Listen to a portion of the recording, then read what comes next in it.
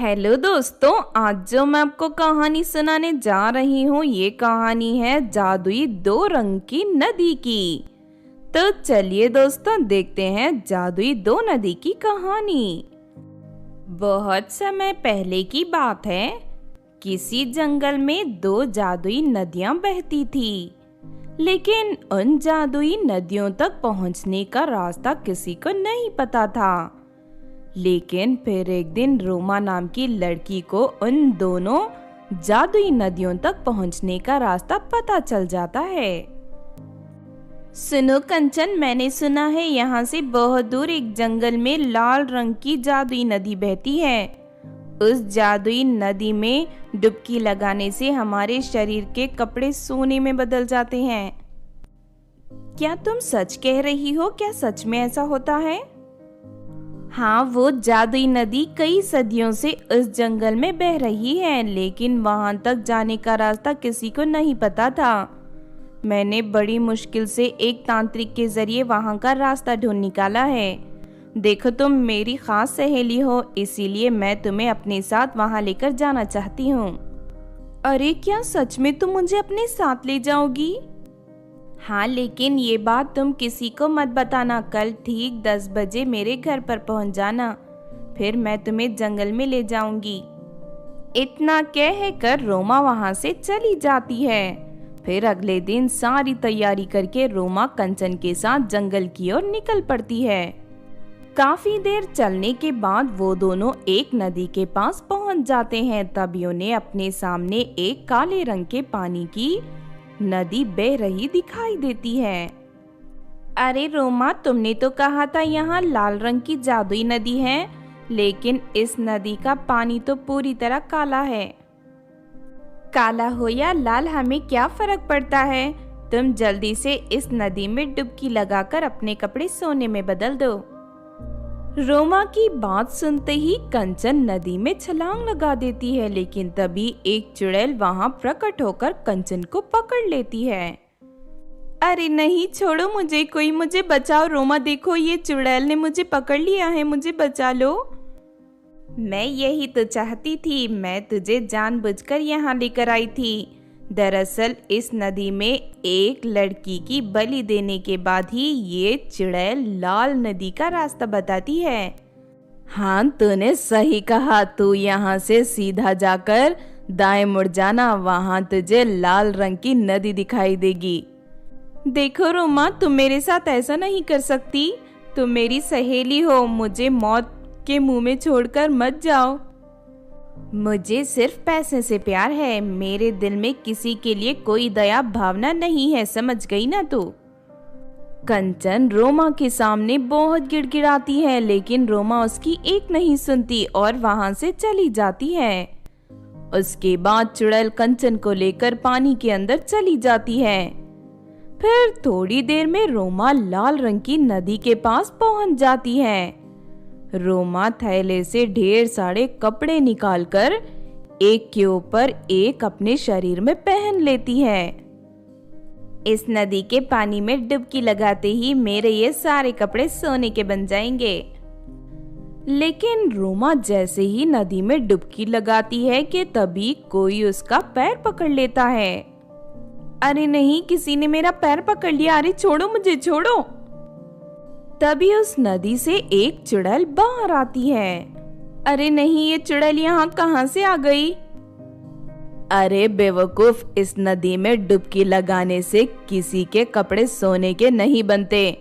मैंने और मेरी चुड़ैल बहन ने चारों तरफ ये अफवाहें फैलाई थी ताकि लोग लालच में यहाँ आए और हम उसका शिकार कर सकें। तभी काली नदी की चुड़ैल कंचन को लेकर वहां आ जाती है। कंचन को जिंदा देख रोमा को बड़ी हैरानी होती है। हम सिर्फ लालची और धोखेबाज लोगों का शिकार करते हैं। तू अपनी मासूम सहेली को जानबूझकर यहाँ लेकर आई थी, लेकिन हम इसे कुछ नहीं करेंगे। उसके बाद दोनों चुड़ैल बहनें मिलकर रोमा को मार कर खा जाती हैं। हमने इस रोमा को इसके किए की सजा दे दी है। चलो कंचन, अब तुम इस नदी में डुबकी लगाकर अपने कपड़े सोने में बदल लो। हम अच्छे लोगों के साथ अच्छा व्यवहार करते हैं। फिर कंचन नदी में डुबकी लगाकर अपने कपड़े सोने में बदल देती है और उसके बाद अपने घर जाकर राजी खुशी रहने लगती है। तो आपने देखा दोस्तों जादुई दो नदी की कहानी। इस कहानी से हमें ये सीख मिलती है कि धोखेबाज और लालची लोगों का अंजाम हमेशा बुरा होता है, इसलिए हमें कभी भी अपने फायदे के लिए किसी के साथ धोखाधड़ी नहीं करनी चाहिए। अगर ये कहानी आपको अच्छी लगी हो तो जरूर लाइक करें और हमारे चैनल छोटू टीवी को सब्सक्राइब भी कर लें। और हाँ दोस्तों, हमें कमेंट करके जरूर बताना कि आपको कहानी कैसी लगी। हेलो दोस्तों, आज जो मैं आपको कहानी सुनाने जा रही हूँ ये कहानी है जादुई बेड की बारिश की। तो चलिए दोस्तों देखते हैं जादुई बेड की बारिश की कहानी। एक बार की बात है, परी देश में रहने वाली 4 परियां पृथ्वी पर घूमने जाती हैं। तभी उनकी नजर एक खूबसूरत गांव पर पड़ती है।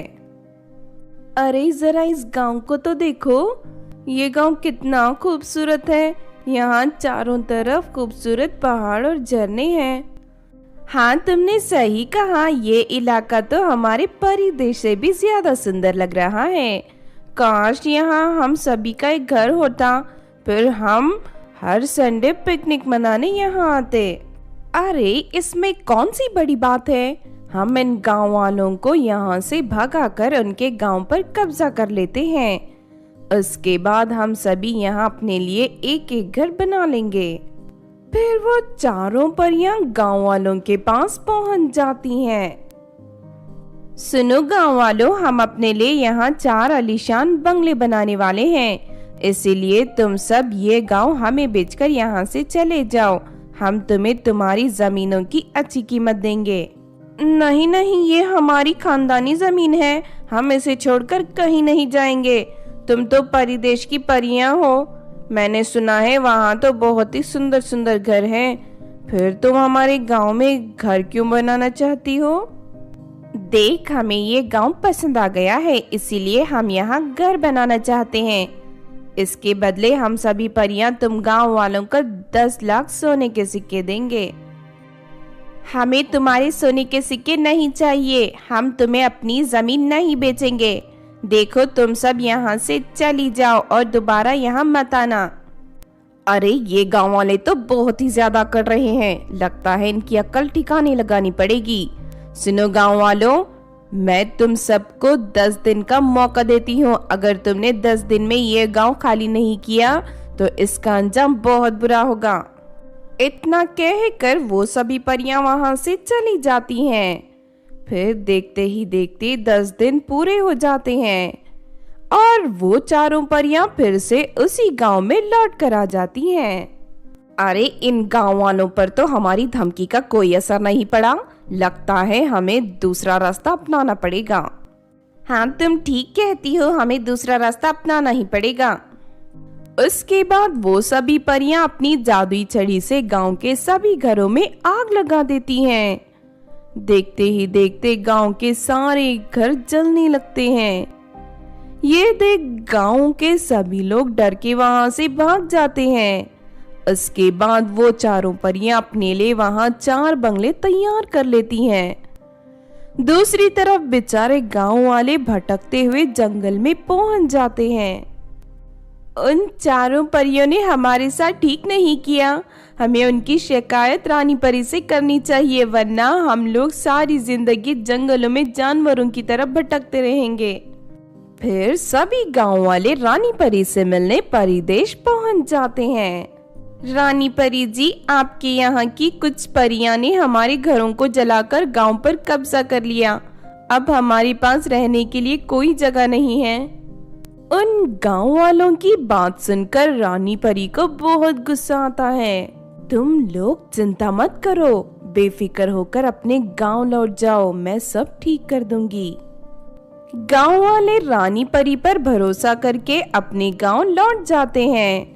उन लोगों को देख चारों परियां गुस्से से आग बबूला हो जाती हैं। अरे तुम लोगों को यहाँ आने की हिम्मत कैसे हुई? हमने तुम्हारे घर जला दिए, फिर भी तुम्हें अक्ल नहीं आई। चलो यहाँ से चले जाओ वरना हम तुम्हें भी जला देंगे। लेकिन तभी आसमान से ढेर सारे बेड जमीन पर गिरने लगते हैं। नहीं, ये क्या हो रहा है? इस तरह अचानक आसमान से बेड की बारिश क्यों हो रही है? तभी 4 बेड चारों परियों के बंगले पर गिर के उन्हें तोड़ देते हैं। दूसरी तरफ जमीन पर गिरते ही बेड सुंदर घरों में बदल जाते हैं। ये नजारा देख सभी गांव वाले खुशी से उछल पड़ते हैं। तभी वहां रानी परी आ जाती है। अब ये जादुई बेड सुंदर घरों में बदल चुके हैं। तुम लोग खुशी खुशी यहाँ रह सकते हो। इस घर में तुम्हें कोई तकलीफ नहीं होगी। तुम जो भी मांगोगे ये घर तुम्हें दे देगा। आपका बहुत बहुत शुक्रिया रानी जी। उधर रानी परी को देख चारों परियां वहां से भागने की कोशिश करती हैं, लेकिन रानी परियों ने रस्सियों से बांध देती हैं। तुम चारों ने इन मासूम पर अत्याचार करके बहुत जुर्म किया है। अब मैं तुम्हें इसकी सजा दूंगी। हम परियों का काम होता है लोगों की मदद करना, ना कि उन्हें सताना। फिर रानी परी उन चारों परियों को परिदेश की जेल में बंद कर देती है। इस तरह सब कुछ ठीक हो जाता है और गांव वाले फिर से हंसी खुशी जिंदगी जीने लगते हैं। तो आपने देखा दोस्तों जादुई बेड की बारिश की कहानी। इस कहानी से हमें ये सीख मिलती है कि हमें अपनी ताकत का गलत इस्तेमाल करके कभी किसी मासूम पर अत्याचार नहीं करना चाहिए, क्योंकि बुराई ज्यादा दिन नहीं टिकती। एक न एक दिन उसका अंत जरूर होता है। अगर ये कहानी आपको अच्छी लगी हो तो जरूर लाइक करें और हमारे चैनल छोटू टीवी पर सब्सक्राइब भी कर लें। और हाँ दोस्तों, हमें कमेंट करके जरूर बताना कि आपको कहानी कैसी लगी।